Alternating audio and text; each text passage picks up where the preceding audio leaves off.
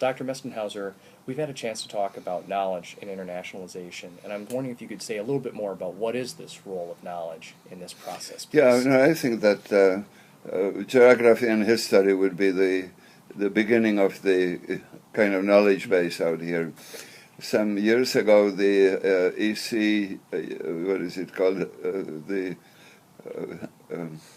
UCEA had a very good plan for it. Took them 7 years, I guess, but they decided that they need to know the knowledge base of the disciplines. And came up then with 3 huge volumes that was mostly a collection of knowledge about that too. And that's the sort of thing that I think we need in international education, briefer articles, You don't need to know complete history from Jesus Christ up until now. Right. But I think you need to know how the history is developed too. I remember my experience in Taiwan. They took me to a national museum on the first floor of which a huge hall.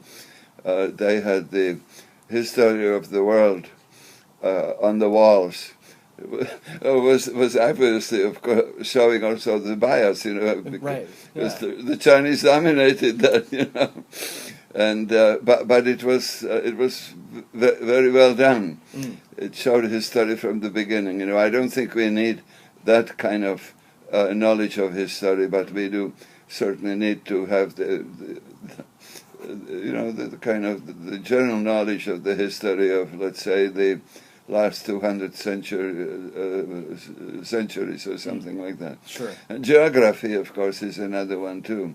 How countries, what resources they have, how they live in peace or war with their neighbors and so on, what kind of government they have and how they have developed. And those are important pieces of the knowledge out here too. So beyond that, of course, the knowledge should include some practical knowledge. I just mentioned cross-cultural communication as one of the key fields, that has really made a tremendous contribution to international education with all its limits that I just identified and so on. I have certainly sociology, political science, to some extent public affairs too. Right. And they also need to be internationalized because most of the public affairs organizations are studying only policies toward the government and an exaggerated kind of role. Institutions like universities also need to study their policies. Right. And if you take the policy of the University of Minnesota on international education, it doesn't say anything except the good things, and then it relegates something that we need to do to the office. So it's obvious that the people who made the policy had no idea what international education is. So they decide that it's important and that somebody else ought to define it. Sure. So that's one of the issues of the public affairs. But I think art and literature, are certainly, very important. You ought to know some of the key names and obviously education, Right. and journalism, for example, sciences and development fields and so forth. I think the most difficult ones are the fields to internationalize that are based on American culture. And education is one of them because, educational system comes from the culture. Journalism responds to the mindset of the people. Right. So that's very difficult, and they define international education only when they cover the crisis in the Ukraine, and that's international to them. Right. But the perspectives they convey, may be culture-bound too. American studies have been the most disappointing field for me because the approach, as others see us, came from American studies early in the 50s, but it completely degenerated into studying American popular culture, and it's not making a contribution to international education or anything like that. So it sounds like, in terms of knowledge within the disciplines, it's really being aware of the context, your biases, your mindset, and the perspectives that are coming to this, and being critical of those, or at least having awareness of those. Well, that's only part of that, though, too, because the other part is that if you define this as a system, as I do, you know, the system has its own knowledge base. Right. So, you know, the whole field of international education has its own history, its own economics, right. You know, its own social psychology. Social psychology is very important because international is the minority of most concerns of people. Right. It's out there, you know. And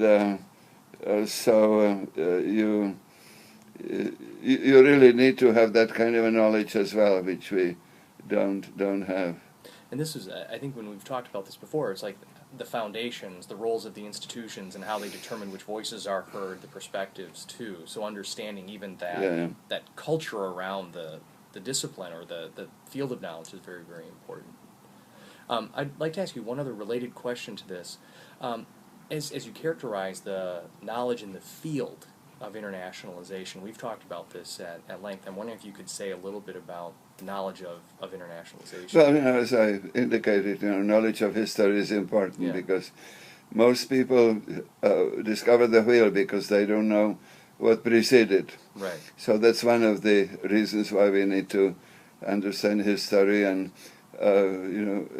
history can teach you what happened, you know, and how it happened. But also, history tells you about the different parts and how they relate or don't relate to each other. And I think that was evident again in the earlier years when the comparative education field was really blossoming, started producing some very good literature, including literature about comparative thinking. And, you know, eventually it turned itself into the Marxist kind of approach to socialization and to primary and secondary education, and paid very little attention to higher education. So that was one of the